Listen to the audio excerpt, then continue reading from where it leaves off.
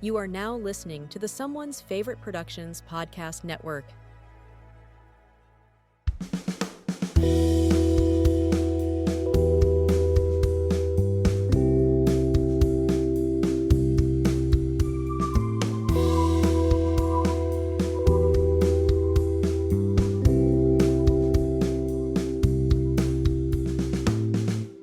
Welcome to the Radiance Films podcast, a show dedicated to all things Radiance Films.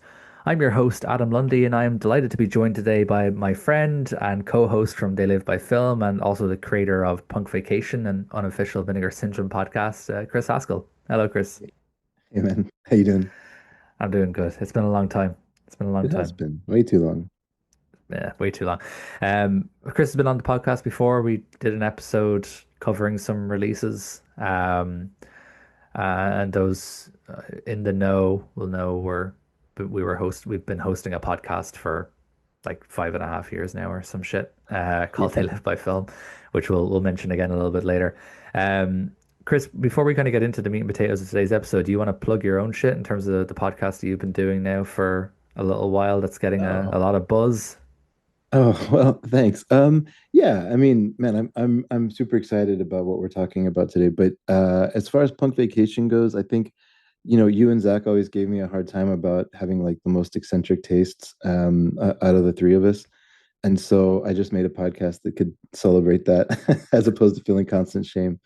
And it's been awesome. I found my people. There's a ton of other weirdos out there that love. It's centered around vinegar syndrome, but we kind of call it just finding joy in unfettered creativity wherever it exists. So got a co-host there, Eli, who loves porn and the golden age adult cinema, and he also loves vinegar syndrome, and we have a lot of fun. So yeah, I mean. If you want to come check it out, I'm trying to think if there's an episode that we're starting to interview some filmmakers that they're putting out their new releases. So some of the recent episodes have modern filmmakers, which is kind of a new twist because I hate new movies, Yeah. but we're seeing some good stuff, and I think that might be a good place to jump in. Nice. Well, I'll put a link in the description. So if you're, I feel like if you support Radiance, you've probably at the very least crossed paths with Vinegar. I can't imagine there's people who listen to this podcast who don't at least know who Vinegar Syndrome are as a company, even if you don't Yeah. collect them. Like I don't have any Vinegar Syndrome titles, but obviously I know who they are and I've listened to the podcast. So, if there is anyone who likes Vinegar Syndrome stuff, I'll put the link in the description. You can check it out. Um, from the title of the episode, you can guess we're back with the Vault. This was a format that I started doing in the original run of the podcast that essentially allowed me to discuss previous releases or at least releases that I didn't get to cover in real time with people. And I teased this a couple of episodes ago that we're going to be tackling the Radical Japan box set that came out at the back end of 2025. So obviously when the podcast was still on hiatus, um, even if the podcast was going when this came out, it would have needed its own entire episode anyway, just due to the sheer size and depth of this set. It's by far Radiance's most impressive release to date, just in terms of its scope, what it covers, and the sheer volume of special features and being frank, the sheer kind of value for your money that you would have gotten if you were lucky enough to pick up the set before it recently sold out. Which is crazy considering it only came out like 3-4 months ago and it's already completely sold out. Radiants are not getting any more back. So if you haven't picked it up, I think it's still available in some retailers. So maybe this episode might finally push you to pick it up if you've been thinking about it, and you can still see it online because it seems to be going like hotcakes and for very, very good reason. Yeah, I mean, Um, not to like spill the ending here, but this box set is one of the best things that's come out of any company in a long time. mm. And I just think if you're a fan of Japanese cinema or film history at all, like you've gotta get this. Like, this is just like a must have. It genuinely is a must-have, even if you know, like even if you don't know too much about Nagisa Oshima, because I didn't know too much about Oshima. I'd seen one of his films and I'd heard of a couple more. I'd only seen one of the films that was on this set before. But from it was just an instant no-brainer that I was going to pick this up and dive into it because when you're presented with a set that gives you a wide array of films and a shit ton of contextual supplements, it Seriously. just it just makes sense if you're into film, just exploring the history of film. Like these sets just make sense, even if you're not wholly familiar with the work. I suppose we'll kind of dive into before we dive into the films themselves. I'll just kind of talk through a little bit about what you will have gotten. For your money if you'd picked it up or what you could still grab. So this is Radical Japan. The full title is Cinema and State, Nine Films by Nagisa Oshima. Um, so technically it's advertised as nine films. Only seven of I say only, but seven of them are features, and then there's one short and then one documentary. So the kind of go through in terms of how it's presented on the set itself. You have the Catch from 1961. You have Yun Buggy's Diary from 1965. That is a short. You have Death by Hanging from 1968. And then both from 1969, you have Diary of a Shinjuku Thief and Boy. From 1970, we have The Man Who Left His Will on Film. 1971, you have The Ceremony. 1972, Dear Summer Sister. And then finally, in 1995, Channel 4 in the UK put out a documentary about the history of Japanese cinema called 100 Years of Japanese Cinema. It is narrated in English. I can't remember who narrated it. The name has escaped me. Um, but it was put together by Oshima, but obviously narrated in English because it was shown in on Channel 4 in the UK. So that's what you're getting kind of film wise. Everything comes on 7 discs in 3 cases. So it's not too chunky. It's the same sort of size as any of their other major kind of box sets, like the World Noir sets, for example. It's not like a big chunky kind of like Criterion does with their director sets. It's not something that's going to stick out like a sore thumb in your collection. It fits in quite nicely with everything else. It does come with a really, really nice book. It's not like a kind of flimsy, kind of stapled booklet. There's a term for when a book is like flat. I can't remember the actual terminology for it now. Um, I can't, the name has escaped me, but it's a proper thick book. It features a ton Yeah, of. this is, I mean, honestly, this is like a textbook. This is like if Oshima were to, and people that loved Oshima were to make a textbook on him. I really like this booklet. There's a lot of direct interviews with him, which is awesome, but there's just so much context for him in some of his bigger movies, and it's an extremely well put together book. I really just I love Fran. I don't get to come on here enough, but I love Fran so much. He's so thorough. Yeah, one thing that surprised me with the book was, and this is not a negative per se, is that the vast majority of what's included is archival as Yep. opposed to new writing. Mhm.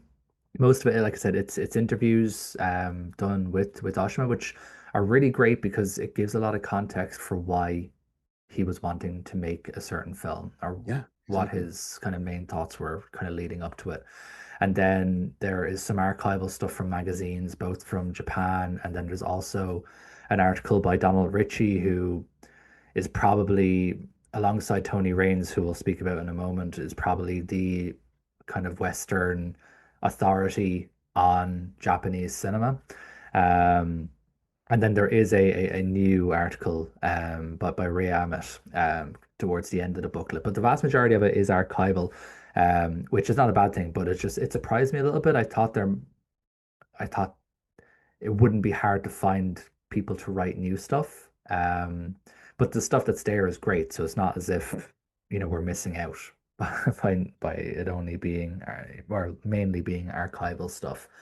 I, Um, I think that I don't know if we're going to talk about this more later. I don't mean to jump around too much, but I think this was Fran's. Well, I shouldn't say just Fran because there's a team.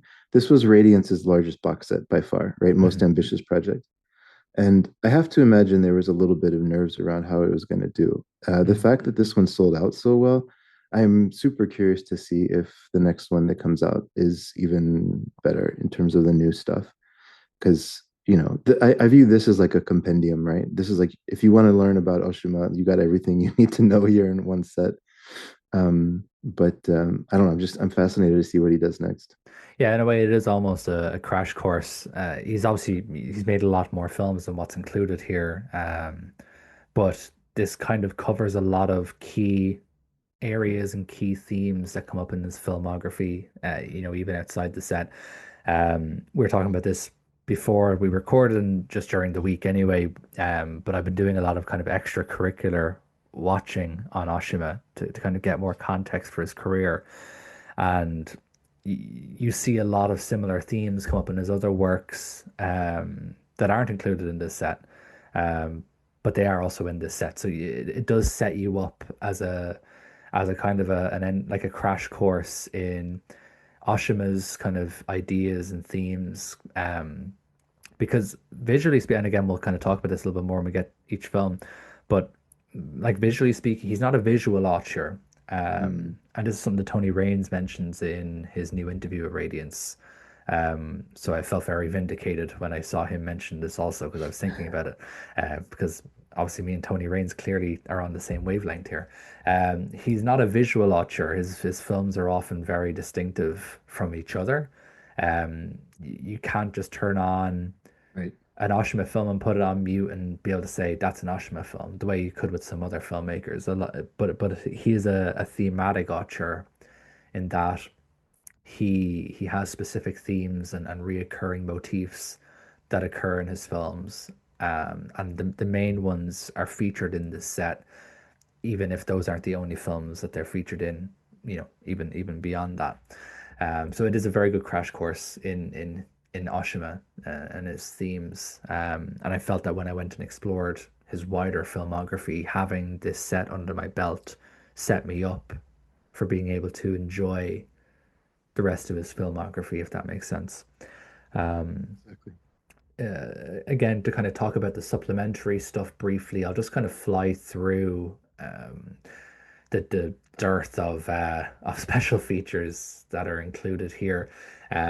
So just in terms of the restorations themselves, it's features of 4K restorations of Death by Hanging, Diary of a Shinjuku Thief, Boy, The Man Who Left His Will on Film, and The Ceremony, and then high definition transfers of The Catch and Dear Summer Sister. Um, there is audio commentaries by your friend Sam Deegan on Death by Hanging. Tony Raines does a commentary for Diary of a Shinjuku Thief, and then there's select scene commentary by Jasper Sharp on The Ceremony.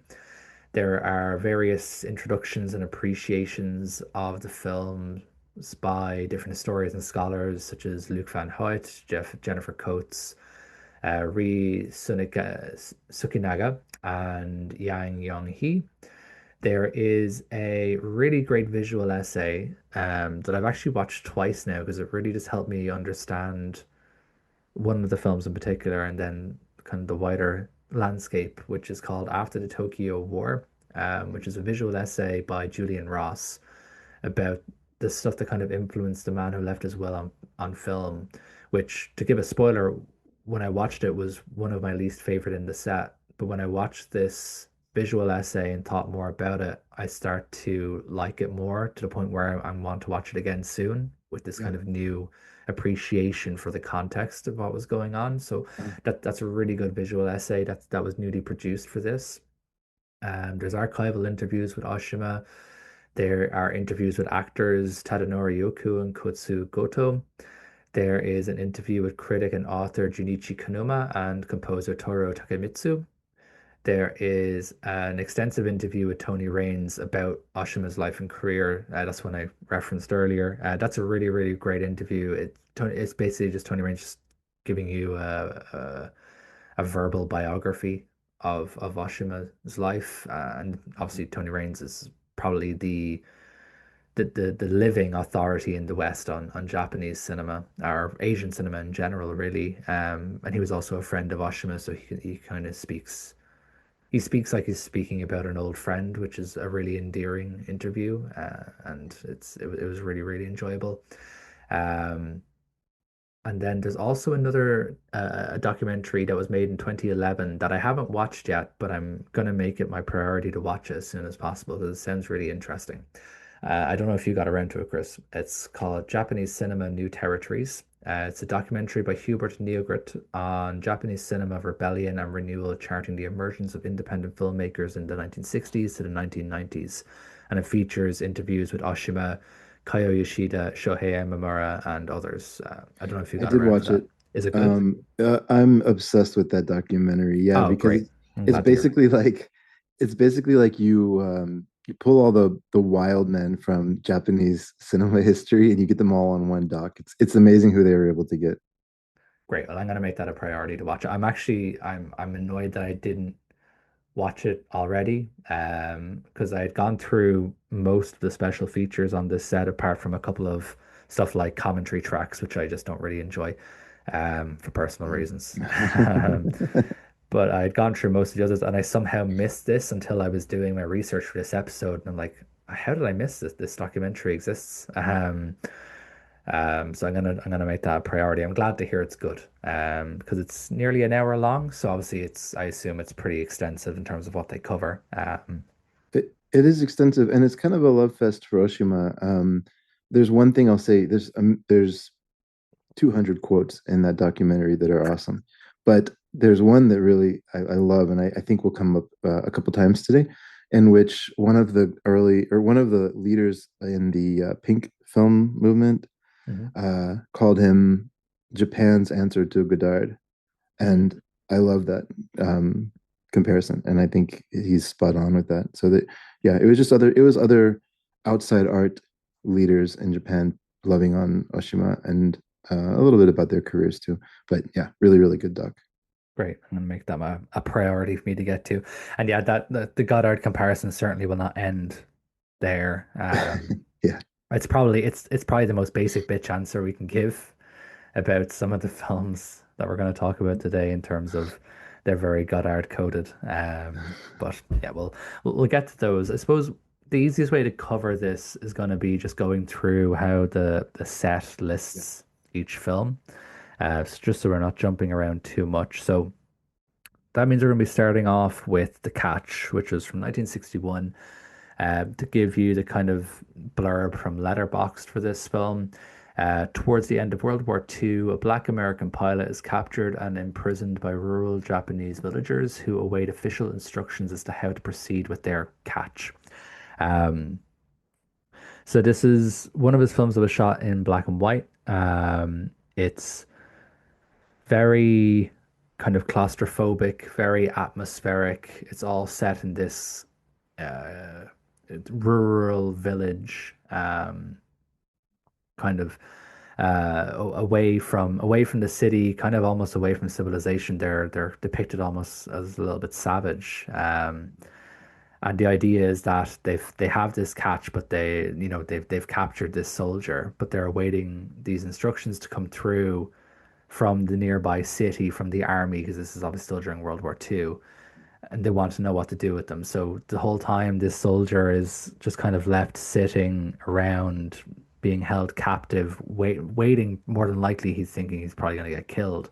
Um, and it just gets drawn out, and the tension just kind of builds and builds and builds towards this crescendo at the end of the film. Um,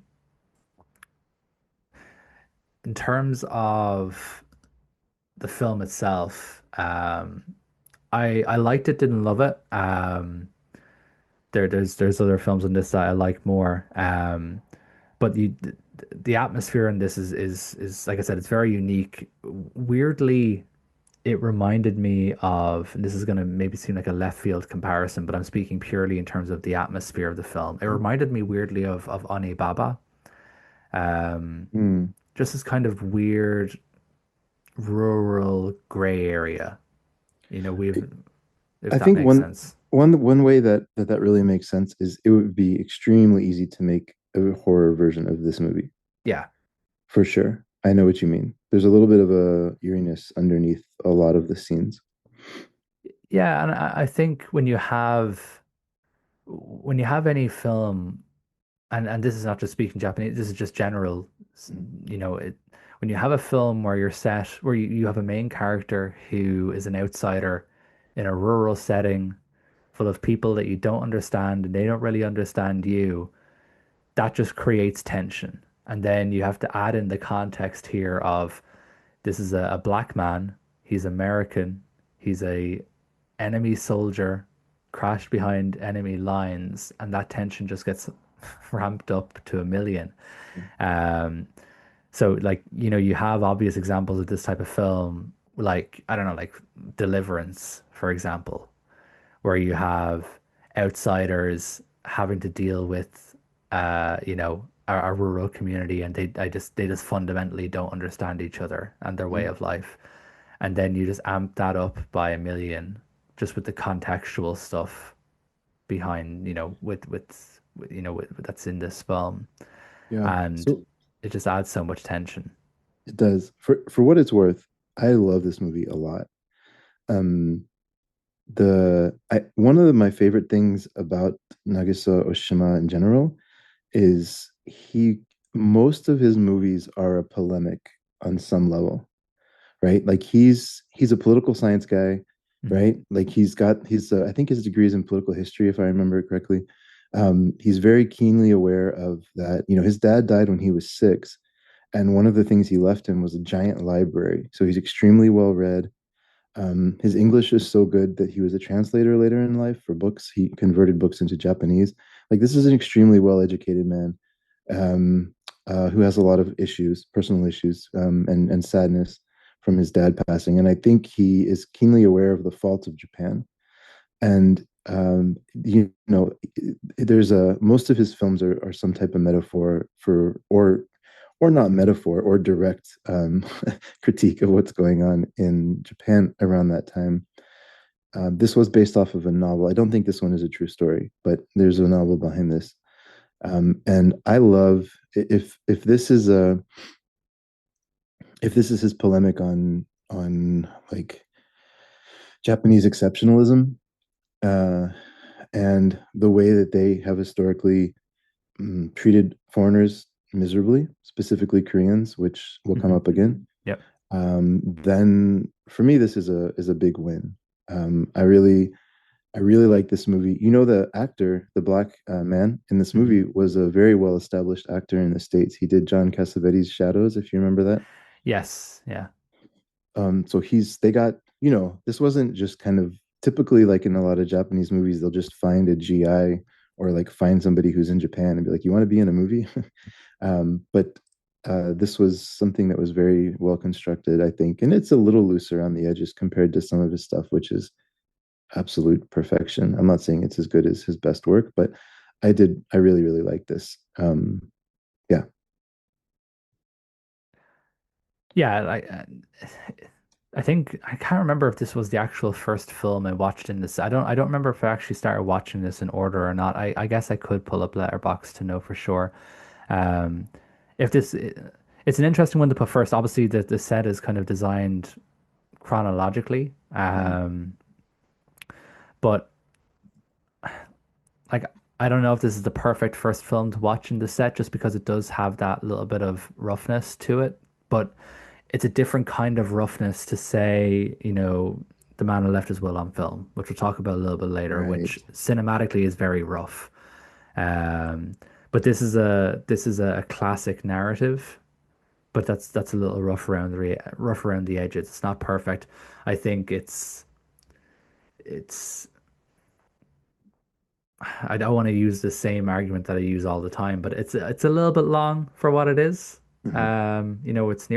It's just shy of 2 hours long. Yeah. For what is essentially just, you know, villagers deciding what to do with this guy, and this guy sitting around waiting to probably be murdered.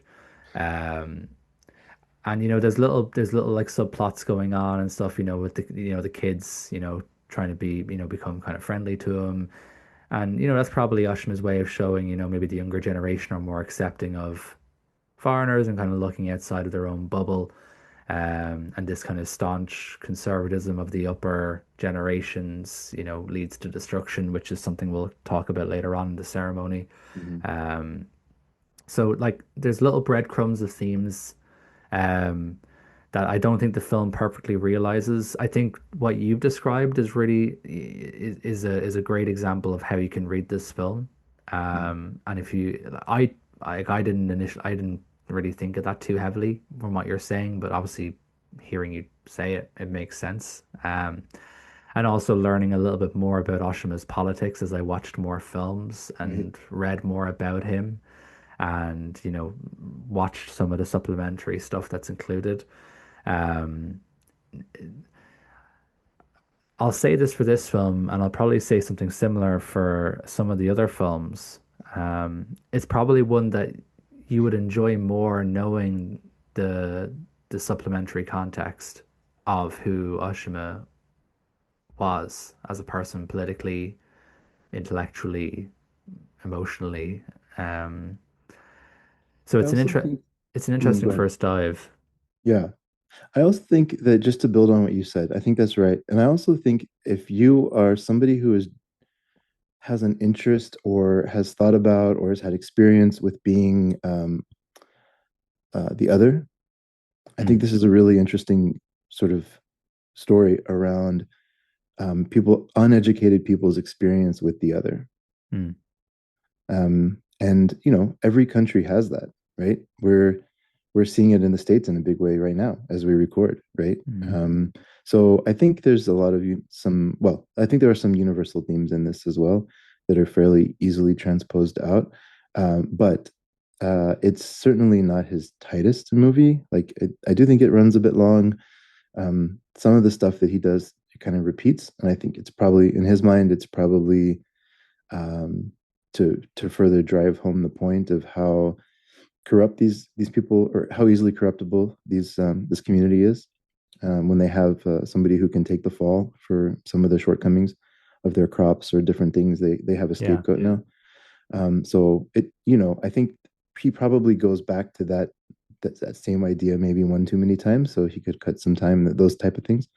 But yeah, the ideas in here are solid, and it's fun to I think about this movie and talk about this movie after watching all of them. Mhm. But I do agree this is not the one you start with if you're just like, hey, who's this Oshima guy? There's some other ones that would be better. Yeah, for sure. Um, I suppose to kind of move on a little bit, probably won't be able to talk too much about Young Buggy's diary, but I actually feel like this is actually a good transition film between The Catch and Into Death by Hanging, because Young Buggy's diary kind of sets the tone for a theme that would kind of, lead heavily into Death by Hanging, but also some of his other films that aren't included in this set. So Young Buggy's Diary is a short film that is essentially a collection of images that Oshima took when on a research trip to Korea, specifically around kind of poverty and destitution and how that was affecting kids specifically. Um, and it's kind of the entryway into Oshima's empathy for the Korean people. Mhm. And this kind of post colonial era Japan where Korea was treated horrifically, and Korean people who then came to live in Japan were treated really terribly as well. So Yumbuga's Diary it's a good mood piece to kind of set the tone for the themes that are going to be covered in Death by Hanging, and are also covered in another film that isn't on this set but was put out by Criterion in an Eclipse set called Three Resurrected Drunkards, which also deals with kind of xenophobia faced by the Korean people in Japan. I find this stuff interesting to talk about because I can, as an Irish person, I can kind of relate to the Korean people in these situations and in these films because although I've never dealt with it personally myself, historically, under English rule, obviously the Irish were treated very poorly, and then post-colonialism, a lot of Irish people ended up emigrating over to the UK, where they were again treated like shit. Um, and it's like they're only there because of how you ravaged the country for hundreds of years. It's kind of a knock-on effect that people have to emigrate to have a good life. Yeah. So I always find, because of that historical connection, I always find myself on the side of the colony, um, because I see how it affected, older generations in Ireland. Like there's an infamous slogan that's often talked about. And I don't mean to make this an Irish history lesson when we're talking about Oshima, but I feel like it does add some decent context here and makes sense for why I kind of Yeah. connect with I, these I particular guarantee you films. he would care. I guarantee you he Yeah. would be interested. Well, there's a slogan that you would often see in businesses in the UK during the kind of 60s and the 70s, which was no dogs, no blacks, no Irish. Wow. And it's an infamous slogan that's been kind of almost like immortalized as this never forget how they treated us, and artwork has been made kind of turning it on its head, saying, more dogs, more blacks, more Irish. Mm. It's one of these infamous slogans that you would see on businesses, in the kind of mid 20th century in the UK, and specifically kind of England and London, like down south and stuff. Um, so when I see films like this where we have, the Korean people treated very poorly when all they've done has been colonized and are now trying to improve themselves after colonization ended, Mm. I empathize with that deeply as well. So um suppose to kind of focus on death by hanging specifically, rather than getting into films that aren't on this set. Um, Probably not going to do too much of a deep dive on death by hanging, just for your sake, listeners, because me and Chris actually did a deep dive on death by hanging a few years ago on They Live by Film.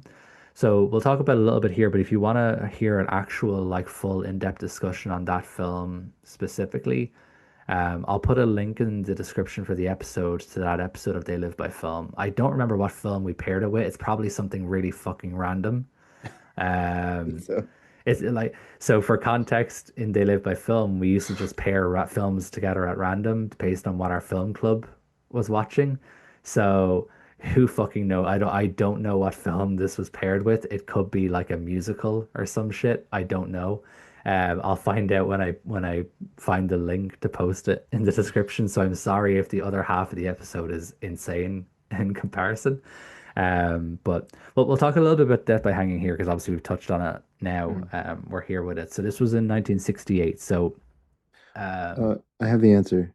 go ahead. What was it? It it's not too bad. It's wild strawberries. Oh, okay. That's fine. Yeah. Thematically not connected at all, but at least it's a good movie by No. a goated filmmaker. So It, um, it's Yeah, fine. this to me, Death by Hanging, and oh wait, you wanted to like do the introduction. I just before I won't say anything about the movie, Mhm. but the coolest thing about this for me is this was the second movie that came out from the Art Theater Guild. Yes. And I don't know, do you think it's worth spending like 10 seconds or 30 seconds on that? Because I think that's a really interesting part of film history in Japan that's related to Oshima. Yeah, I don't know too much context for the Art Theatre Guild. I know that's where he went to get films funded after he left Shochiku, because after he made Night and Fog in what's it called, Night and Fog in Japan, Mhm. Shochiku clamped it down, removed it from theaters, and Oshima said, "Well, fuck you guys. I'm gonna go and get the rest of my stuff done independently from now on." But I don't know too much about that, the actual ins and outs of that guild. I If you came have a bit more context, I came prepared. great. Someone did homework. So it's a cool story actually, because it's kind of a female forward story, which I was not expecting. So there was the daughter of a Japanese business magnate. Her name was Kashiko Kawakita. And in 1960, she got together and put together the core idea of what became Art Theater Guild and actually got funding from, I believe it was Toho Studios. So this was their version of like Miramax or Sony Pictures Classic or like, Right. this was Okay. Yeah, this was them saying like, oh, we recognize that we need to produce films to be made for an international art house audience. And she was like the figurehead of it, and she led that studio for a while. And she was the perfect person to do it because her English was great. She grew up overseas. Her daughter lived overseas and went to school for a while. Like she was a very non-traditional Japanese person in that sense, I guess, or at least she'd left, and very worldly. And so yeah, it's cool. Like she got together with some of the names. Like if you want a film school, you can basically just go down and look at the directors that were part of Art Theater Guild. It's like Shohei Imamura, Nagisa Oshima, Masahiro Shinoda. Later on is Nobuhiko Obayashi. Yeah, Akio Josoji. You know that guy that put out the Buddhist trilogy that Arrow Academy released? Yeah, Arista Massacre, is that guy? Yes. Yeah. Yeah. So like just amazing Japanese directors that did their movies. Like they accomplished their mission, the Art Theater Guild, because Mm. these got into festivals. They brought attention to Japanese cinema. There were movies made that they could not make in Japan for censorship reasons that they made for international audiences, which was also a cool part of Art Theater Guild. So, anyways, yeah, just I think it's a really cool background that Oshima was kind of swept up in the initial group here and was a big part of the success of Art Theater Guild for, I mean, decades, basically. Yeah, essentially what propped up the Japanese new wave, I guess, Yeah. from what we're saying. Interesting. Um, so for Death by Hanging then, so again, just to kind of give a quick blurb from Letterboxd. So a Korean man is sentenced to death in Japan, but somehow survives his execution, sending the authorities into panic about what to do next. It's a very simple premise. It's it's basically all set in one location, apart from a little sort of a couple of scenes here and there to kind of show flashbacks to the crime. Um, and it's presented in this way that's kind of like, the theater of the absurd, like a Samuel Beckett play, Mhm. something along those lines. Mhm. All very sparse, big open wide room, weird lighting, almost like a dream, really, rather than it's as far from a courtroom drama or a prison movie, even though it's kind of set in those kind of locations. It's more like what you'd picture like the waiting room to the afterlife would be, Oh, I like that. Yeah, I like which that. is obviously thematically, relevant, considering, what the plot of this film. Um, like as we kind of spoke about, kind of leading up to discussing the film specifically. The main character is Korean. It's played by a Korean actor called Yun Do. And it touches on this theme, this ongoing empathy that Oshima had for the Korean people, and how they were just generally discriminated against, in Japan in this time period. Um, I think in terms of the political films, well, all of his films are political in some way, shape, or form. But in terms of like the films that are on this set that are overtly political, so this Diary of a Shinjuku Thief and The Man Who Left His Will on Film, I think this is probably the most accessible out of that out of those three. 100%. Um, and if anything, for someone who was going into this set completely blind, this would probably be the one I'd recommend starting with. Um, for a couple of reasons. One, because I think it's one of his strongest films. It's probably like a top three Oshima film from the ones I've seen, both on this set and outside of it. It's an incredibly powerful film. Hmm. It's impeccably well put together in terms of the direction, the lighting, how it weaves together themes, how it weaves together reality and dreams and thoughts and memories. Um, so it's incredibly well put together. It is surreal, um, but it's also very clear from, thematically. It's not like we've had this conversation, Chris, before, and I mentioned it on an older episode of this podcast as well. I don't do too well with hard surrealism. I need something to really dig my teeth into. You don't want the Um, hard R. no, no, exactly. I don't deal too well with really hard surrealism. I need something to really dig my teeth into. I like when a film can be surreal, but also where I can understand the themes without having to, research a thesis, and study it frame by frame. And I think this film does a great job of that, where it's surreal and it's odd and it's absurd and it's dreamlike, but it's also very clear what its message is. Even and for context, this was the first Oshima film I'd seen. This was the only Oshima film I'd seen up until this set came out. So even as someone who knew nothing about Oshima, I was able to pretty clearly grasp the themes of this film. And and I think that's a good thing personally. I don't like I know some people might say, oh, if you grasp it that easily, it's obviously not that strong. I would disagree and I would say the opposite. Um, that if a film can put its themes out in front of you while also being impeccably well made, then that's as strong as a film can be. Yeah, yeah, it's interesting. I think I read something in one of the Q&As that's in the booklet where he was saying that his favorite, well, one of his most influential filmmakers was Luis Buñuel. Yes, definitely. And that kind of makes sense. I think Death by Hanging is a nice one to talk about that with because I could easily see Buñuel making this type, 100%. right? Yeah. It's surrealism, but it's accessible surrealism. And he's really focused on the ideas as being insane, as opposed to needing to show surrealist images and stuff like that. He's like, no, the ideas are insane. like, and so I Yeah, think there's a nice balance there. and that's why I would lean towards calling this an absurdist film Yeah, as opposed to a surreal film. yeah, It's definitely it lies more in that sort of Samuel Beckett absurdism, or if we're going to compare it to a filmmaker, then this is definitely more Buñuel than I don't know Jodorowsky or yeah, someone like that. yeah, yeah, Definitely yeah. leans more towards that. Um, which and again to kind of touch on something we spoke about earlier in terms of this is a great starter. There's other films that Oshima made that are very similar stylistically in that they land in that weird area of absurdity.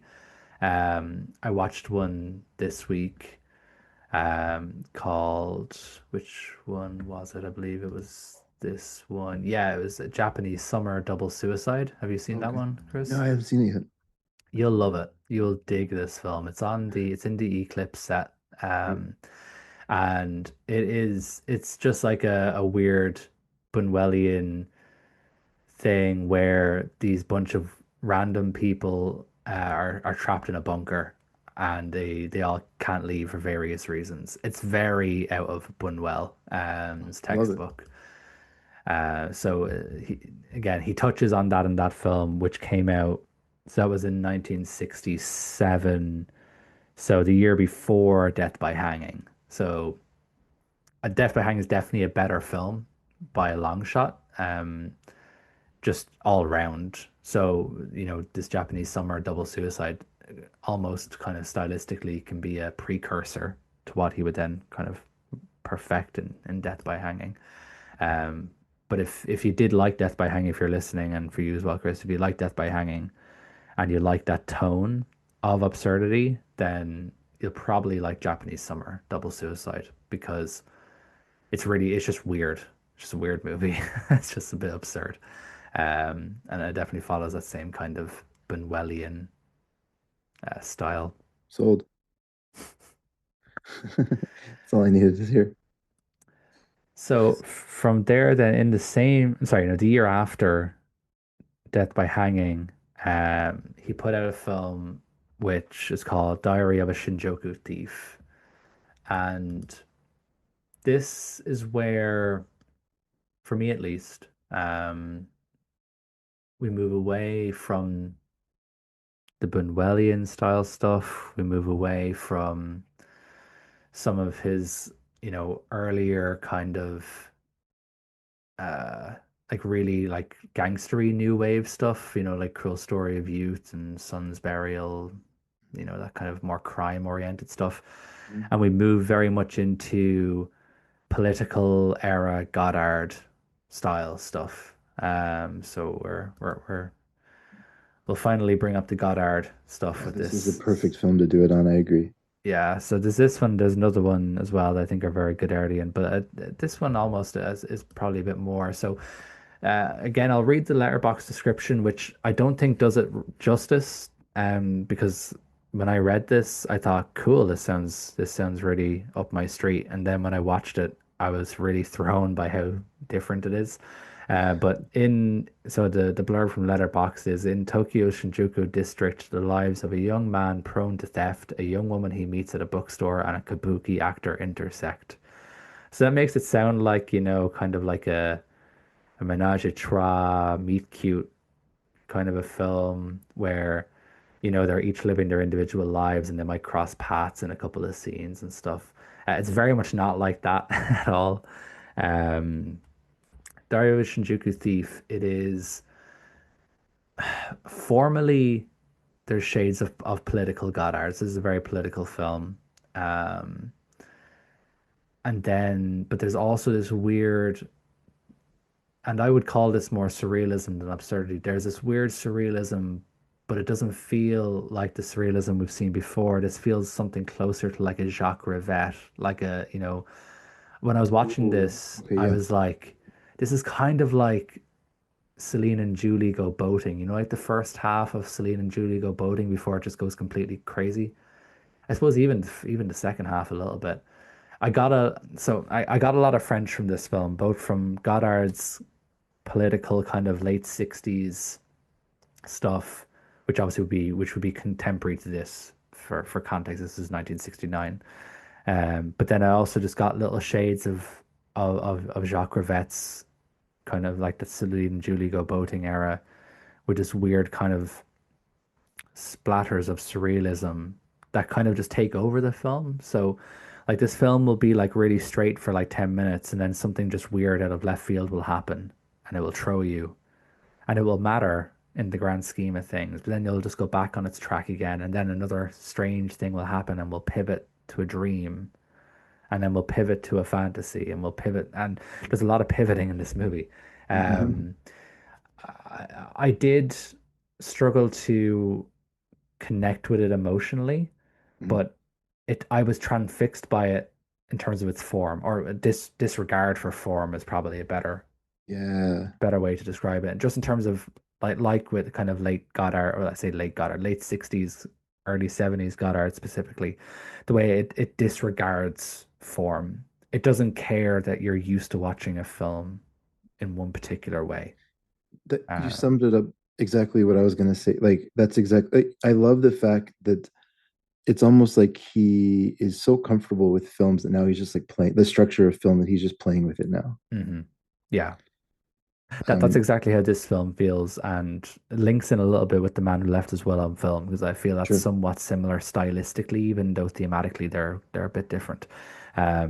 Stylistically, they're somewhat similar in that regard. That, like you said, it's he knows how to make normal, like quote unquote normal movies. Mhm. Um, so now he's playing with the form, and again, playing is probably even too soft of a word. He's just disregarding form. Um, to kind of push this narrative, I guess we can call it a narrative. There is a narrative in the film, but it's interesting. Like I said, I struggled with it emotionally, but I was transfixed watching it, just in terms of like because I never knew where it was going to take next. It's unpredictable. And I don't mean I want to be kind of clear what I mean when I say this. I don't necessarily mean it was unpredictable in that there's crazy twists in the film or anything like that, because there's not really a cohesive enough plot for there to be crazy twists, I guess.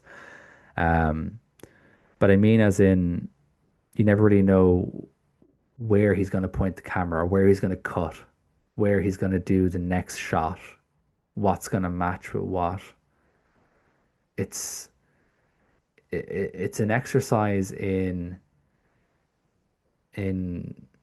just trying to understand why he's filming something in a certain way and why he's editing something in a certain way and how it links into the narrative. And in the hands of a lesser filmmaker, it would come across as, oh, look at me, I know how to do this in the editing room. Mhm. And I know Mhm. how to point the camera this way. And it would almost come off almost like a show reel of just showing off every shot and every cut that I can do. But it never comes across like that, at least for me anyway. It just comes across as a master filmmaker manipulating film. Yeah, Um, exactly. Almost to, in the same way, if I was to compare it to a much more famous film, almost in the same way that Bergman does it with Persona, in terms of how he breaks down the medium itself, not because not because he's trying to show off, but because it it's it just fits what he's doing. It's almost like he has this intrinsic kind of what's the word I'm trying to think of here? Just this instinct as to this story needs to be told this way, so I need to shoot it this way. And that's why for me, that's why so many of his films are so different looking. Mhm. They use so many different styles, from handheld, from widescreen, color, black and white. He has this knack for just knowing exactly how a film needs to be told and adjusting his style to that. Yeah. So Uh, Diary of a Shinjuku Thief is shot in a way that's so aggressively against the norm, but it makes sense for what it is, if that makes sense. I love the fact that this came out in Art Theater Guild. I love the fact that Seijun Suzuki at this time was making Tokyo Drifter and Mm, Branded to Kill, or I should say, had just finished them. yeah. So it seems like, there was something going on in Japan, well, I should specifically say in the Art Theater Guild and that crew at that time. Another thing, just to mention, is that all of these movies have the same two writers, which is interesting.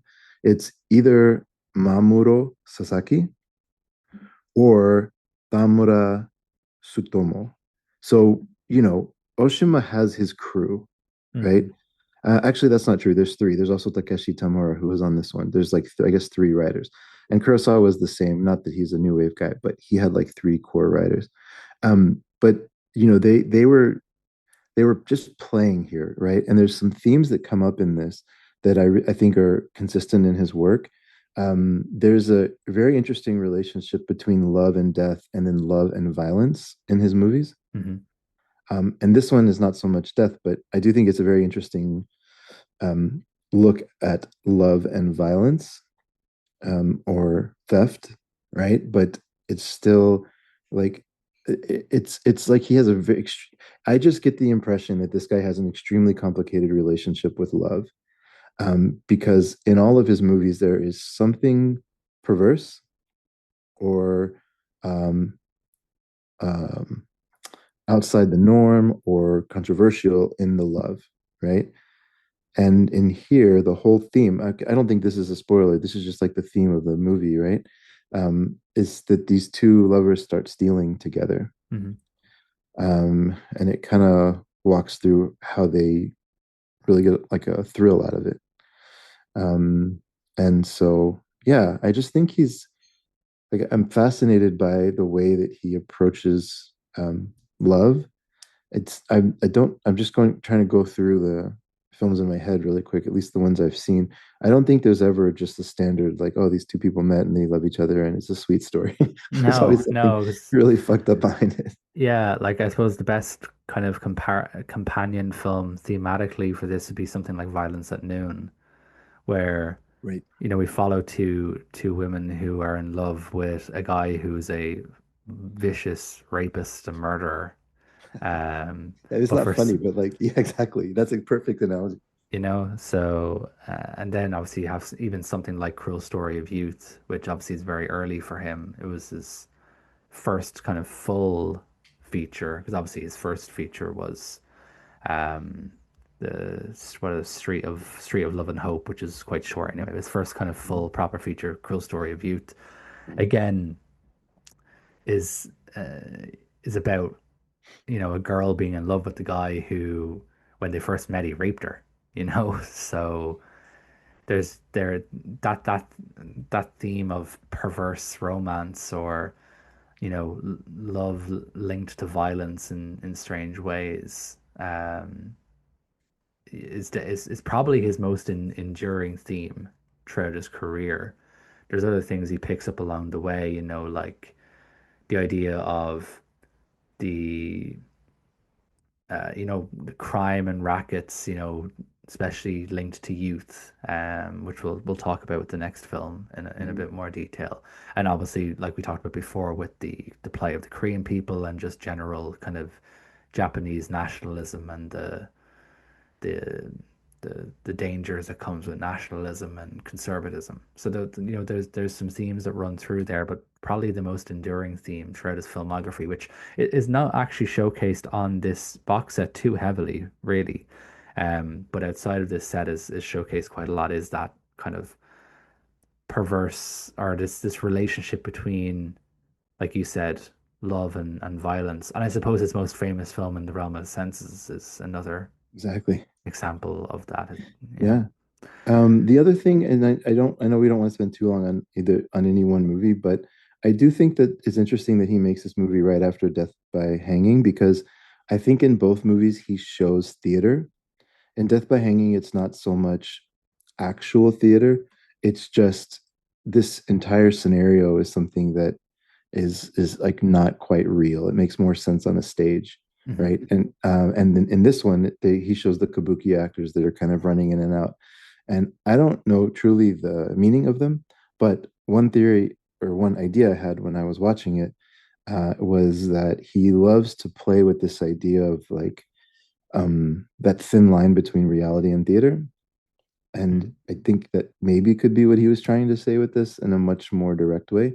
But I don't know. That wasn't confirmed in any of the things I read. But I was just trying to wrap my head around why that kabuki troupe was so prominently displayed in this film. And that was one idea I had. Just wanted to throw it out there. Fair enough. Um, well, I suppose we'll move to the other film that came out in 1969, which is Boy, which is, spoiler, my favorite film on the set. Okay. Um, it's probably my favorite Oshima film, now that I kind of think about it. Mm, Um, and I think there's no better example in terms of his filmography of how flexible he was as a filmmaker, yeah. that you can go from Diary of a Shinjuku Thief, which is this kind of somewhat classically filmed, but edited in a strange way, black and white, about kind of love and violence, to Boy, which is the best way for me to describe Boy would be if Otsu made a film about a criminal family, kind of like 70s Otsu, which is in nice color, because it's very classically filmed. It Yeah. reminded me so much of Otsu. Yeah. And then to the next film we'll talk about, which is The Man Who Left His Will on Film, which was looks like it was shot, you know, on the cheapest fucking camera he could find, and got a dude, who had issues with his, hand movements to hold the camera. So we'll talk a little bit about that kind of as we move into the next film. But to speak on Boy specifically, so Boy is, I'll kind of just describe it myself. It's a very simple film, and it's essentially about this family, where they have this racket where essentially they get their son, who's like maybe like 6 or 7, a young kid, to pretend to get hit by cars so that they can extort money from the driver. And they basically just travel all around Japan, all the different towns and cities, pulling off this racket, and that's how they just afford to live. That's they don't, the dad doesn't have a proper job. They get by just on this, just running this scam everywhere they go. Very simple film. Literally just follows them kind of town to town, pulling off this scam.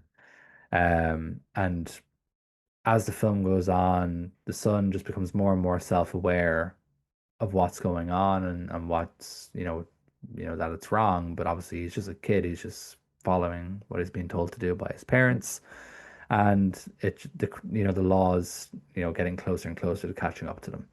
So it's a very simple film, beautifully shot.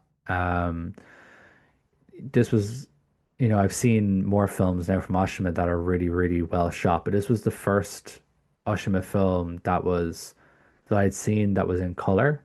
Mm. Um, and the first one that I saw that I felt was like just like filmed classically, if you know what I mean. Um, there's nothing too arty about what he does here. Like I said, I would liken it to an Otsu film. Otsu is probably as classic you can get in terms of Japanese cinema, in terms of how he shoots his films. Very simple shots, low angles, Right. let the action happen.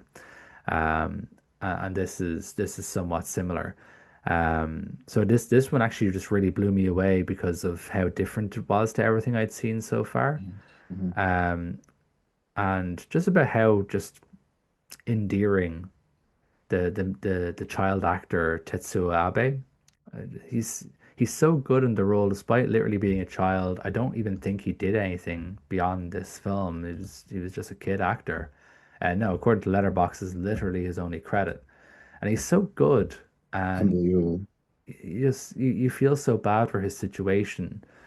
It's a really stirring film emotionally. Again, it's so different from everything else I've seen from Oshima, even afterwards now, kind of going through his filmography. It still stands out as something so different. Um, I think but yeah. Oh, sorry, go ahead. no, no, go ahead. No, the backstory to this movie is really sweet. Or I don't know if sweet's the perfect, but it's like it's really interesting because this story broke in the news about this family that was, doing this.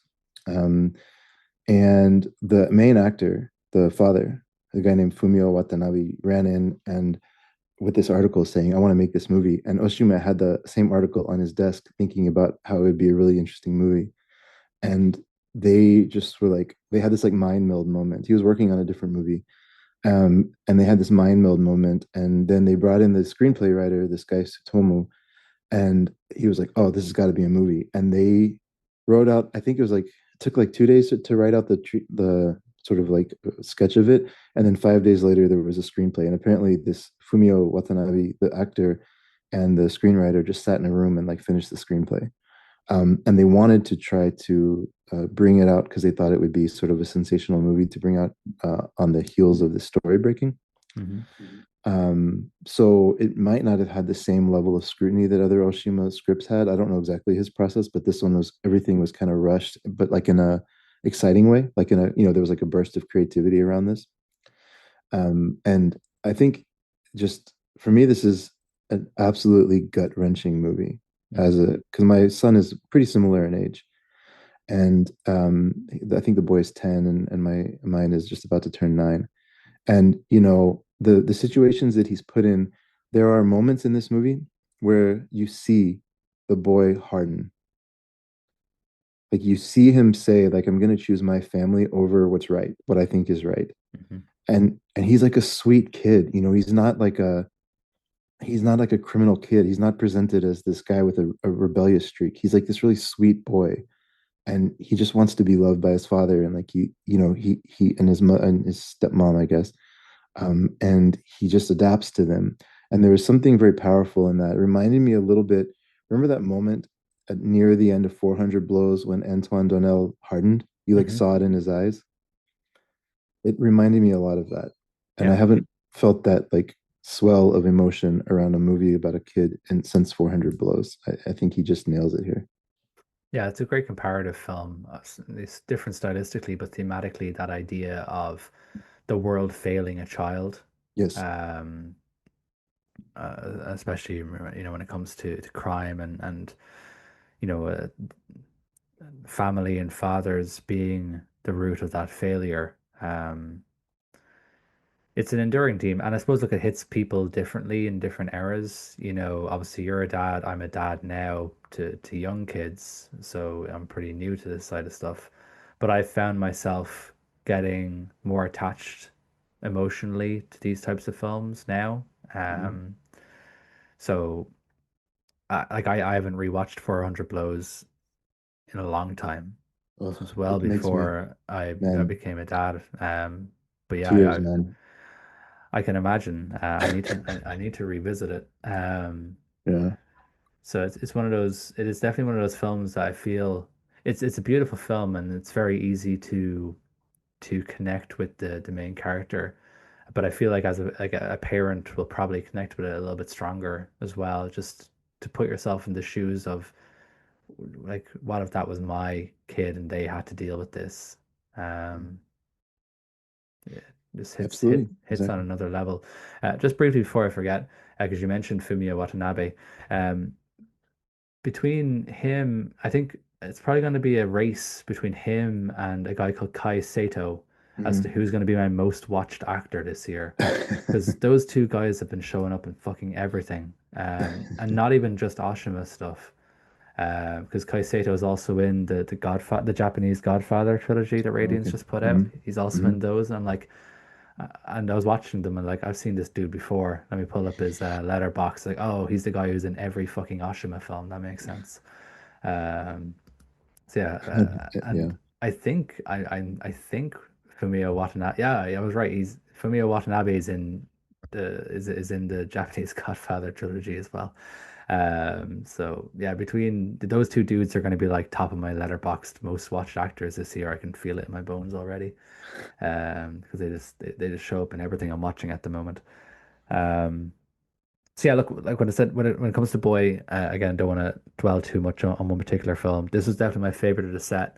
I know I recommended Death by Hanging as like the first one to dive into if you're a newbie to Oshima, because I do think that that's probably the most Oshima Yeah. film in the set.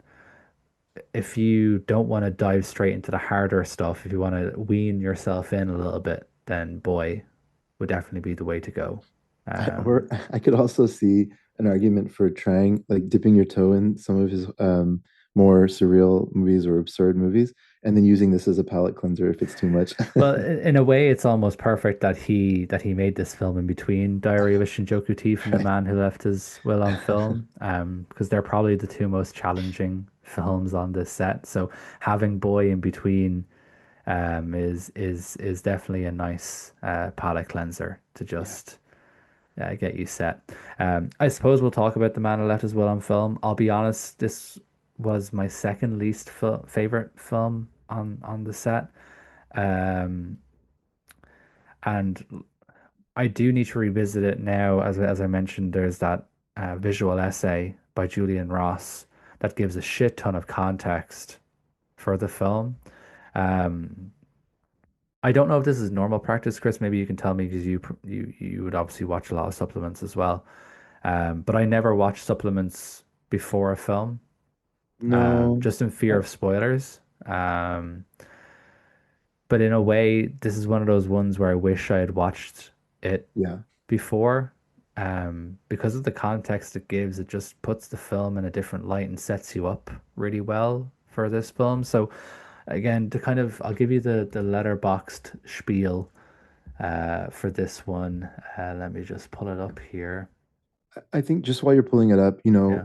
I just so you know, I mean, people look at me sideways when I say this, but the first time I watched Holy Mountain and the first time I watched El Topo and Santa Sangre, I watched them all with a commentary the first time, and then of course I went back and I watched them later. But I think the point of not knowing is because if there's like a twist at the end or I don't know, like there's something interesting, but for most surrealism, that doesn't matter, right? And so like I think this is a perfect movie to watch behind the scenes on and just kind of familiarize yourself, like ease into it a little bit so that you can watch it with sort of knowing what to expect and how to watch it. Yeah. I, I would agree to that because this is a very dense film. Yeah, There's yeah, a really. and it's one of those ones where you just have to know the political context of what was going on in Japan, especially around like the student movements and stuff. Mhm. Um, that if you don't know any of that, which obviously most people in the West are not going to know about this stuff, it's just going to go over your head and you're like, and it's going to confuse you. I mean, that was exactly how I felt watching this because I didn't really know anything about the context of what was happening in Japan as Oshima was making this and what was going on with the student protests and stuff like that. So having that extra bit of context would probably help next time I watch it. But again, I'll just give you the kind of brief rundown from Letterboxd. So when a man chases down his stolen movie camera, the thief commits suicide by jumping off a building. But after the police take the camera as evidence, it becomes unclear if there was ever a thief in the first place. So it's one of those kind of cyclical films. Um, where we never really grasp exactly what the reality is, Right. and where the film ends and where reality begins. Right. Um, so it definitely falls more into the surreal stuff. It's very dense. If I'm being just completely honest, I just genuinely had trouble focusing on it because I just every moment was just like I don't know what the fuck's going on. Well, it's jarring because they don't like, the basic premise is that this guy is shooting like student films, or at least maybe they're like in a protest group and they have a camera, something like Yeah, that. it's And kind of like a revolutionary film group where they're okay, revolutionaries, but they make films about the revolutions that are going yeah, on. exactly. Yeah. And somebody borrows the camera and he's like, hey, and the movie starts with him saying, like, hey, give the camera back, right? And then he chases this guy. And then we cut to the guy who had the camera bleeding on the ground with the camera. And he obviously had like jumped off a building and committed suicide, right? And then the movie is about the exploration of what happened with that. And there's a different story that comes in about there's a woman who comes in who says, no, that wasn't him because like he was with me. And then they go on this discovery together. And anyways, I don't want to give away the ending, but like but then it ends up and it becomes like the cyclical thing like you're talking about. And I think as you're watching it, it doesn't go from beat to beat in any kind of linear fashion, and it jumps around time a lot. So it certainly would, if you're interested in it, it would certainly require more than one watch. And I only watched it once, so I have a million questions. Um, but it does seem like this is generally a, him. If again going back to this idea of him making like a polemic in a lot of his work, it does seem like he's sort of being critical of the protest movement a little bit, of it being sort of like a snake eating its own tail. And I think that's consistent with some of the essays he wrote criticizing the left movements, even though he was a leftist. So it could be that, but I haven't verified that with a professional's essay.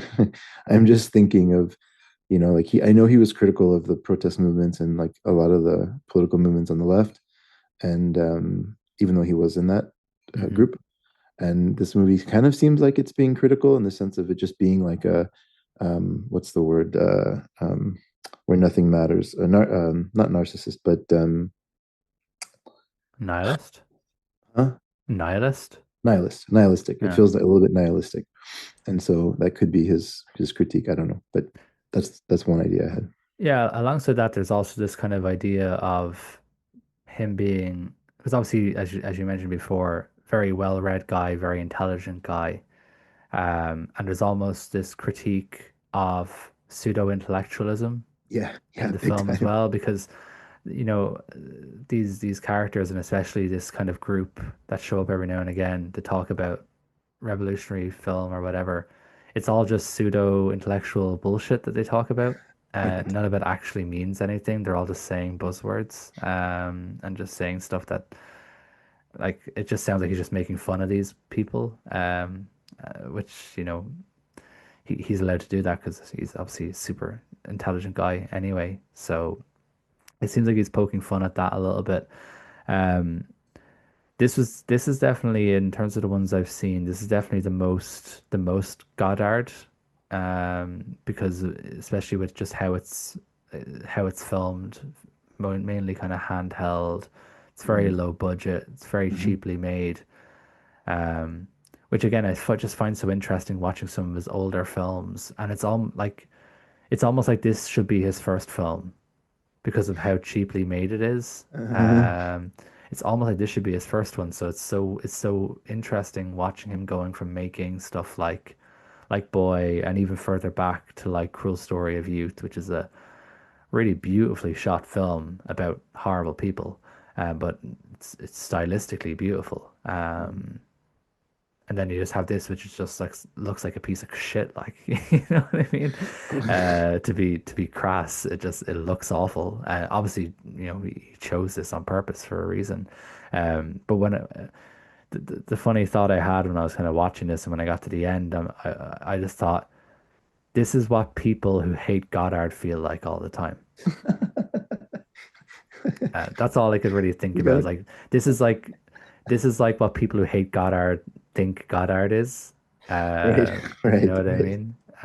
That's so funny. We got to make Zach watch this if we ever visit Oshima. Oh, he would hate this. I He know. would he would hate this so much, and I didn't like it. And I'm a Goddard fan. I'm not saying this is to be snide, just for context here. I'm a big Goddard guy. Um, but it's funny because I can like this is how I picture people who hate Goddard feel all the time. Um, but look, that's coming from a place where I had very little context Yeah. for what's going on, in the background. So having that bit more context now, it's a film I'll revisit at some point because, first impressions are not always the best, especially when you don't have context for why they went so badly.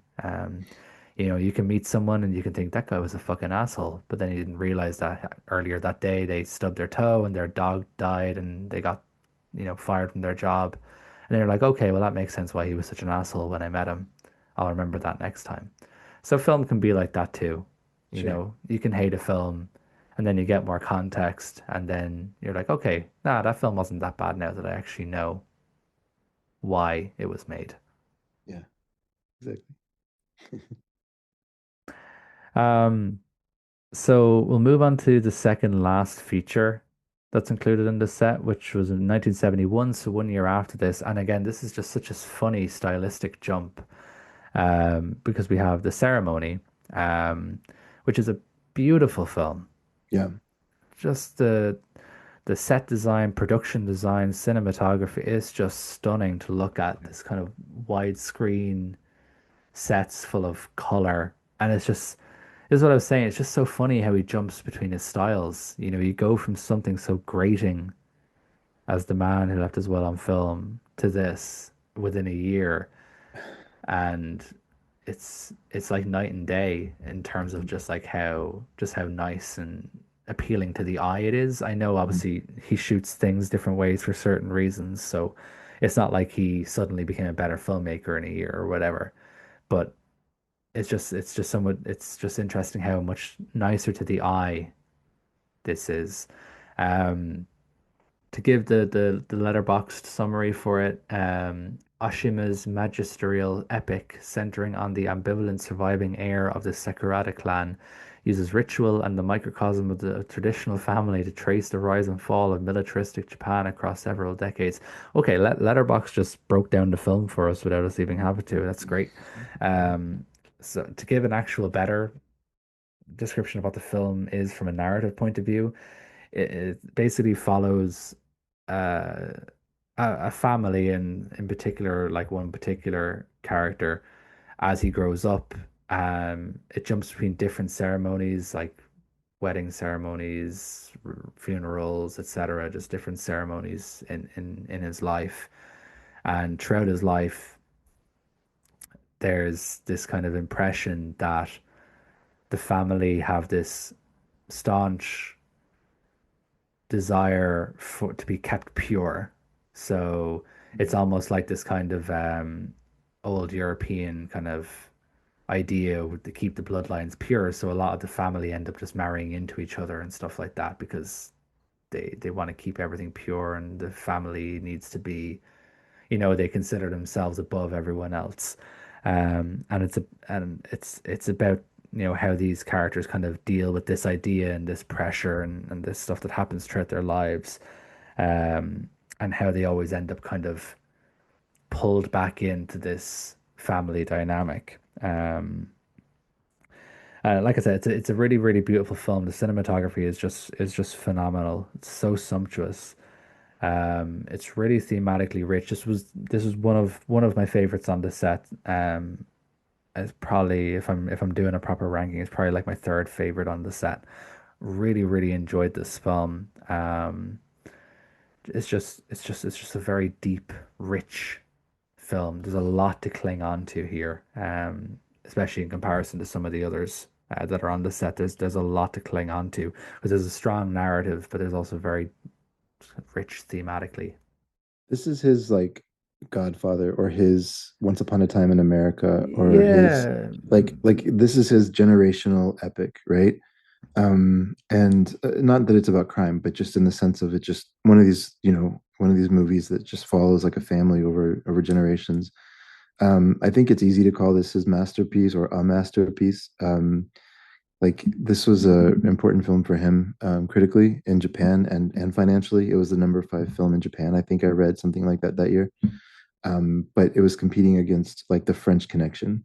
Like it was competing against huge movies, and this was still a top five movie. And I think the thing that resonated so well, my understanding of the reaction from the audience was there was a lot of hypocrisy that he called out. Like this was a dark comedy to people in Japan hmm, because he's calling out the hypocrisy. Like there's a wedding where the bride's not there, but they go through the wedding anyways, right? There's like yeah, there's these things that happen where tradition trumps any logic. hmm, Oh, you can't use that word anymore. Tradition, what's the best way to say? Tradition overrides any um, uh, logic. And I think that that's an important thing for Oshima, who felt that, that he was critical of Japanese traditionalism. And so I think he really like harps on that pretty hard here. But he does it in a somewhat funny way. Like it's not, you know, similar to Death by Hanging, although it's the humor is much more contained and subtle. It's nothing like Death by Hanging in terms of the just outrageous humor, but he does create some of those moments that are you're watching like, wait, what? Really? Like, and I think that's also another layer that makes the movie um, sticky, sticky, because that is a fairly universal theme, right? The youth is always revolting against traditionalism. Like that's true of like every culture everywhere, hmm. right? So, anyways, I think it works on like multiple levels. No, I completely agree. And like, even you just look at it from the wider perspective. Again, we could talk about this theme of um, historically kind of Japan being very isolationist and Hmm. not wanting to, mix outside of their, outside of themselves and stick to themselves. It's almost this kind of air of superiority from a historical standpoint, which obviously over time mellowed out and weaned out. And, by the time it got to Oshima's generation, like he was looking at this going, this is fucking dumb. Where, why did these kind of older generations, why were they so ultra nationalistic? Why were they so conservative? Why, was it always Japan first and let's forget everything else in the whole wide world? None of it that's important. So he almost takes that wider idea of conservatism and nationalism and confines it to a family. And when you do that, it just makes it obvious that how absurd the idea is because it's you have this wider idea of where as a staunch conservative Japanese person I'm only going to marry a Japanese person, have children with a Japanese person, raise them in the traditional Japanese way, be conservative, be good Japanese people. But then when you take that concept and apply that to a family, suddenly it's absurd. And you're like, well, no, you can't do that. That's your cousin. You can't have kids with her. Or Right. that might be your sister. You can't have. So it's an idea where, nobody really batted an eye to it on a larger scale. And then as soon as you shrink it down to something that's much more tangible and real, like a family, it's only then obvious how absurd that Yeah. idea is. Yeah. Yeah. Yeah. Exactly. Well said. So like I said, it's a darkly funny film, also incredibly elegant, thematically rich, really a brilliant film. One of, like I said, one of the best on the set one of his best films in general, I would say. Mhm. Another one that I would kind of recommend for people who are wanting to dip their toe in the set, but maybe did want to look at that kind of absurdist side of things while still being able to follow a pretty straightforward narrative for the most part. Yeah. That definitely one of the ones I would say to dip your toe in.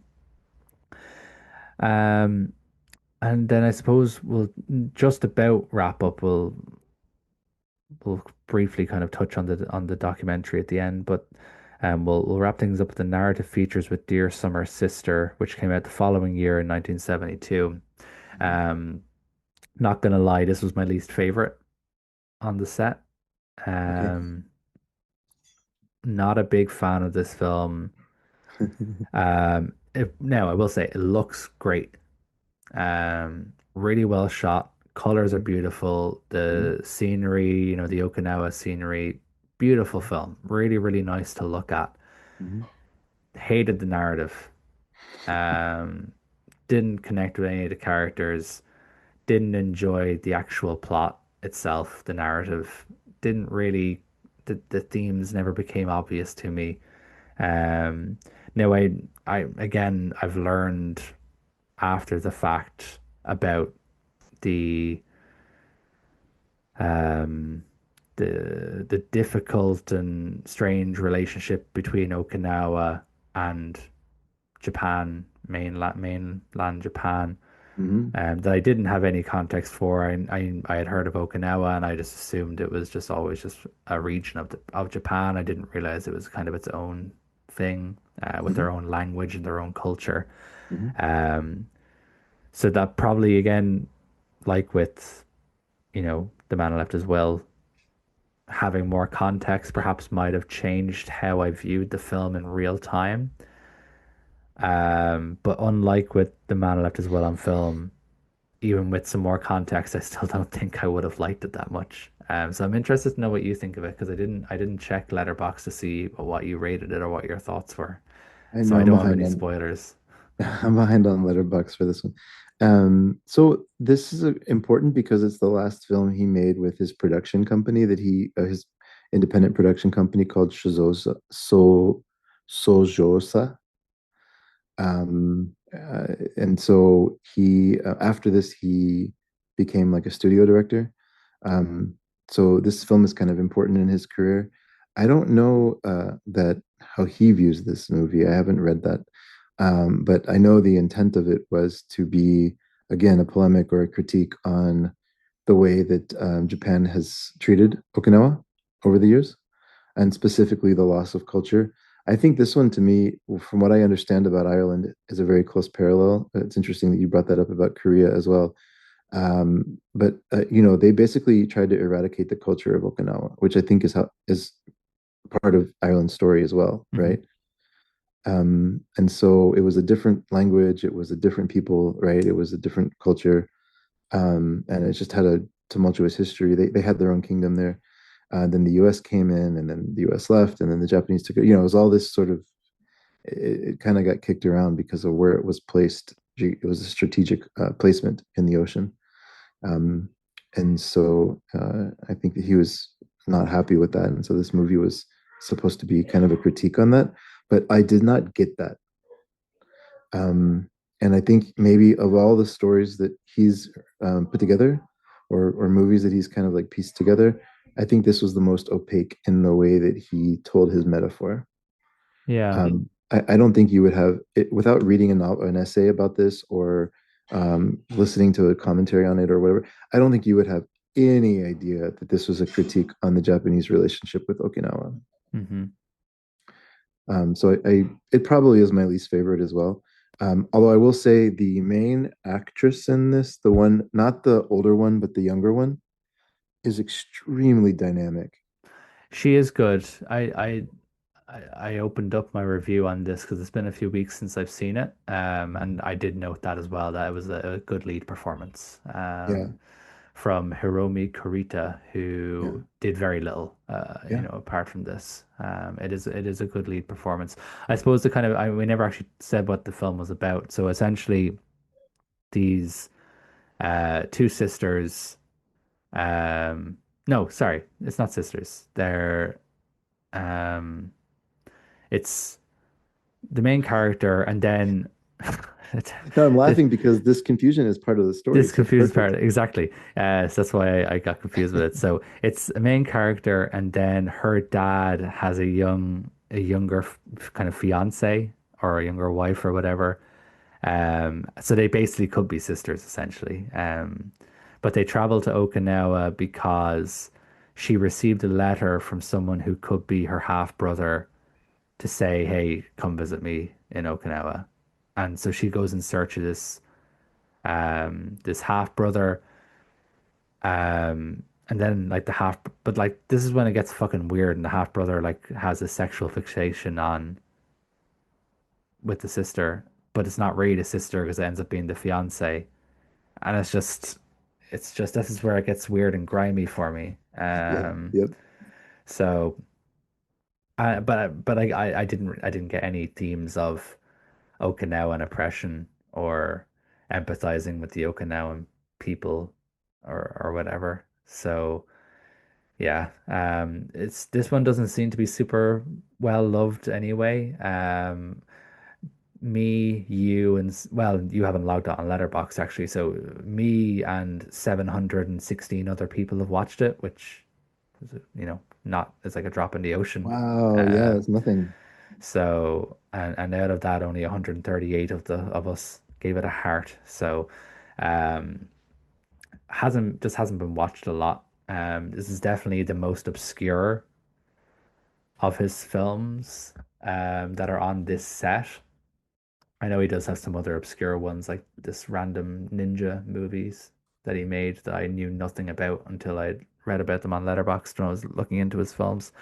Um, this would be the most obscure film on the set by a pretty significant margin. The next kind of most obscure is The Catch, but that has 1.2 thousand logs on Letterboxd. That's still low. Um, Okay. Uh-huh.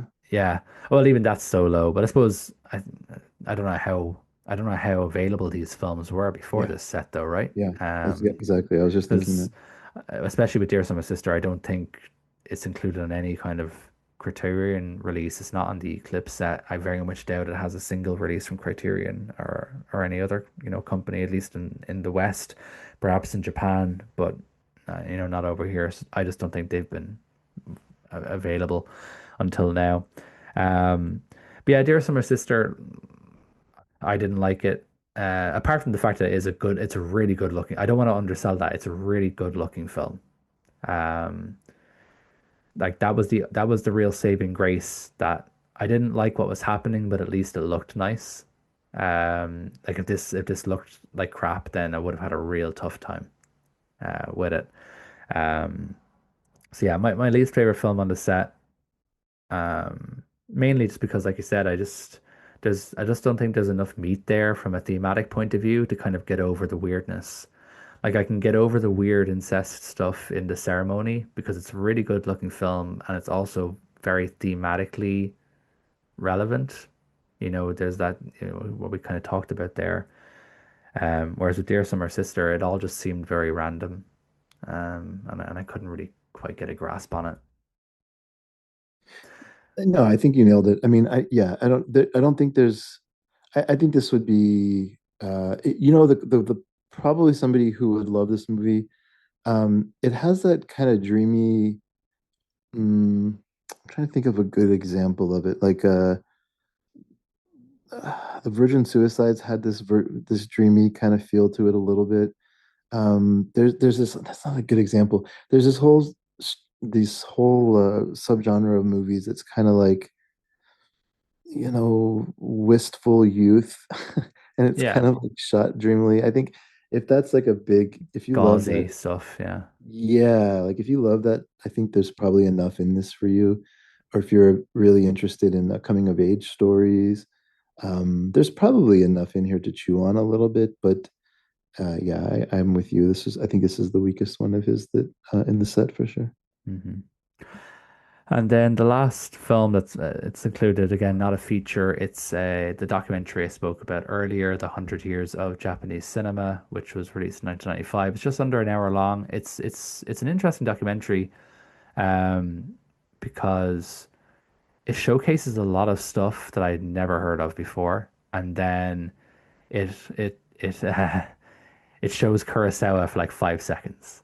So like, Oshima's like, you know what, fuck this Kurosawa guy. I'm just going to show you the most obscure shit that I can find and talk about that instead. I remember watching it and I was just pausing it every 5 minutes to add stuff to my watch list on Letterboxd. I'm like, I've Sure, never sure, heard of sure. this. I've never heard of this. I'm adding Yeah. this. And then I think the only clip he shows from a Kurosawa film is from that one he has. What's it called? Like No Regret from the Youth Oh, or well, something like that. yeah, yeah, yeah. That's like the only clip from a Kurosawa film he shows in this 100 years of Japanese cinema documentary, which I just found really funny. Yeah, Um, yeah. Apparently, he hated Kurosawa, which is funny, but I think yeah, they made up later in life or something. yeah, that was Tony Raines mentions this again. I don't want to talk about everything that he mentions for spoilers, but later in Oshima's life, as he kind of rolled back on the filmmaking due to his health, he was head of like the Directors Guild.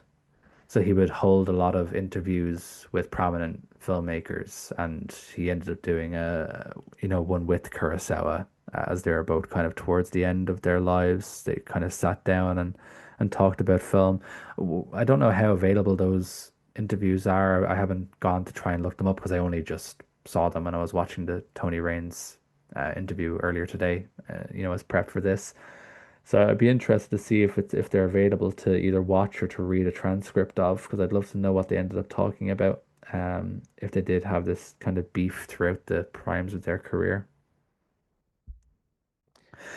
Grant, well, look, that's the set. As I said, obviously we couldn't go into too much detail for every single film, although I still think this episode is going to be pretty long by the usual standards here.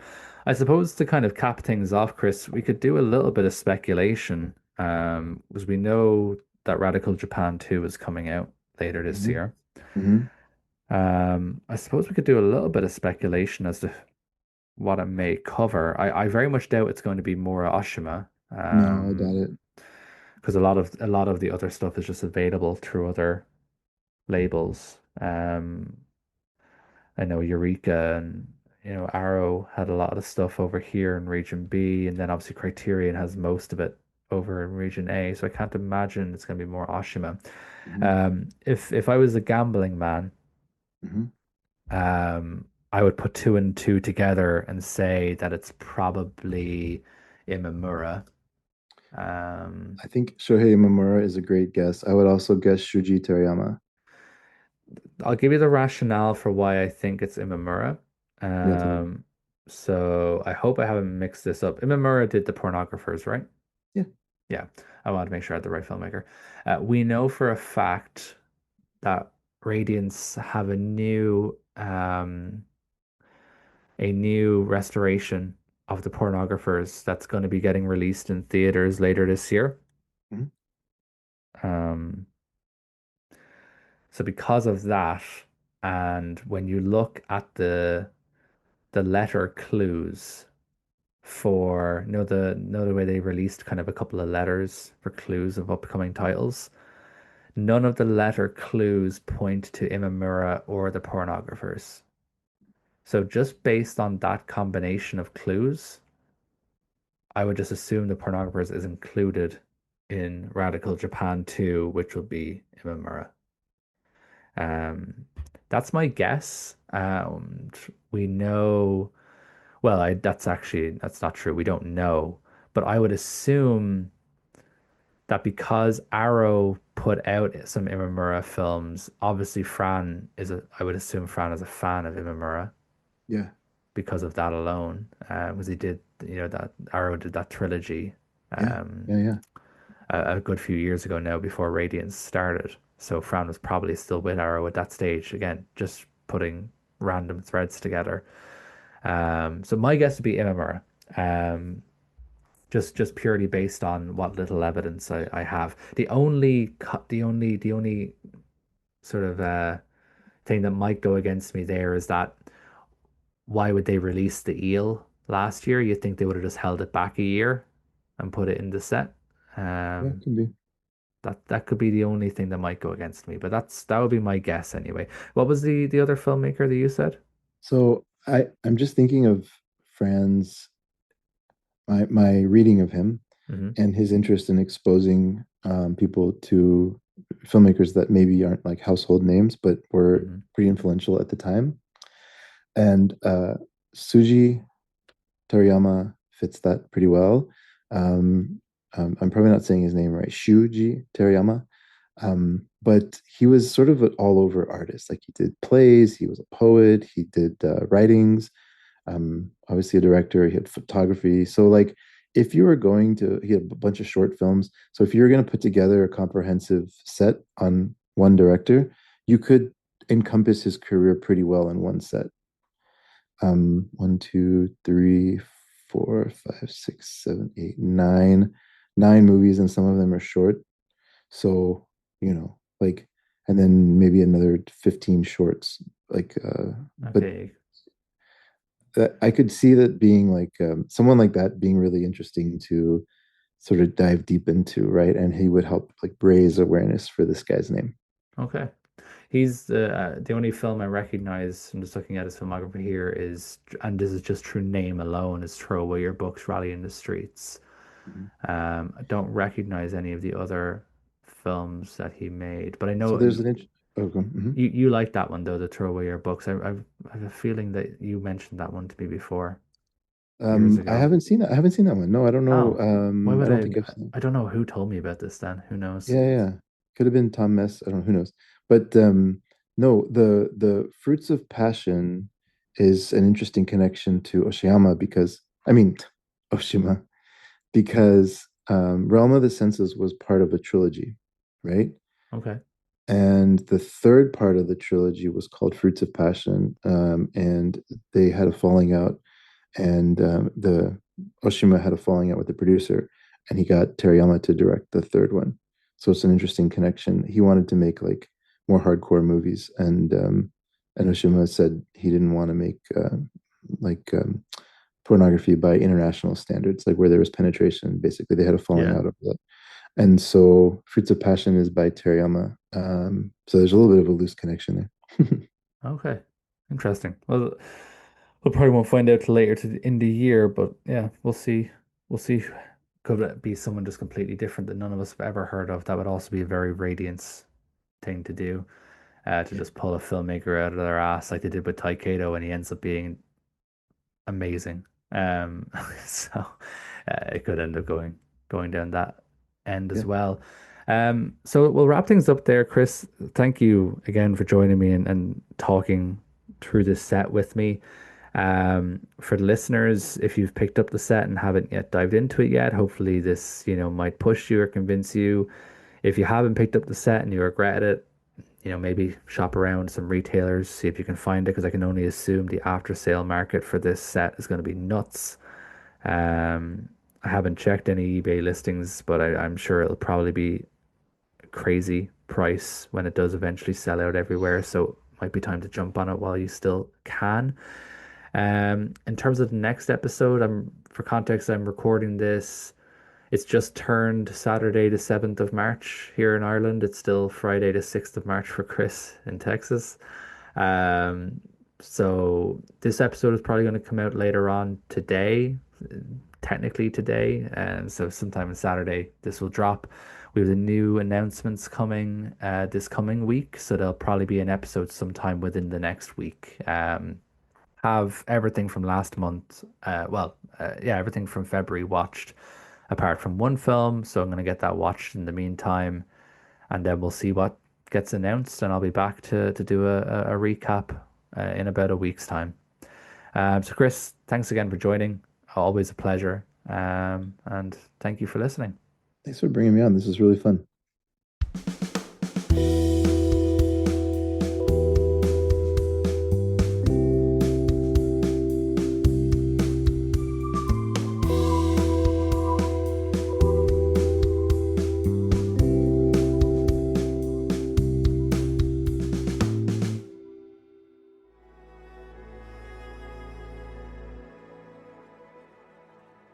Thank you for listening. To hear more shows from the Someone's Favorite Productions podcast network, please select the link in the description.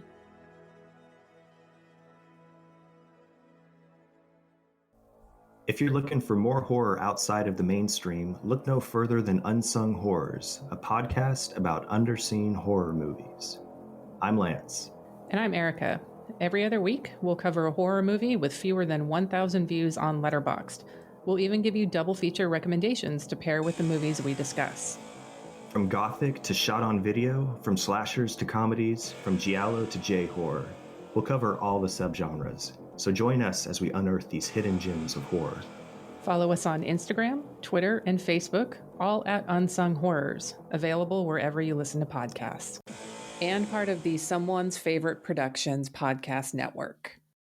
Hello, my name is Kevin Tudor, and I'm one of the 3 hosts of Almost Major, a film podcast dissecting many major indie studios and the films they release. Every week, myself, Charlie Nash, and Bryden Doyle discuss overlooked, forgotten, or bona fide classic indie films via studio-specific miniseries. We've previously covered numerous films from Artisan Entertainment, Lionsgate Films, and New Line Cinema. Titles including The Blair Witch Project, American Psycho, Dogville, But I'm a Cheerleader, Saw, Requiem for a Dream, and Ringmaster, you know, the Jerry Springer film. Anyways, we have a fun time every week and we hope you will join us. Subscribe to Almost Major wherever you get your podcasts. Now proudly a part of the Someone's Favorite Productions podcast network. Hey everybody, this is Ryan from the New World Pictures podcast, where we're on a mission to watch every movie ever made by New World Pictures. With me as always is Mark. Every movie? Every movie? Every movie? From the Roger Corman cult classics like Battle Beyond the Stars, and the super weird stuff you never even heard of like Eat and Run. Makes your tongue want to say, hey, it's nice in here.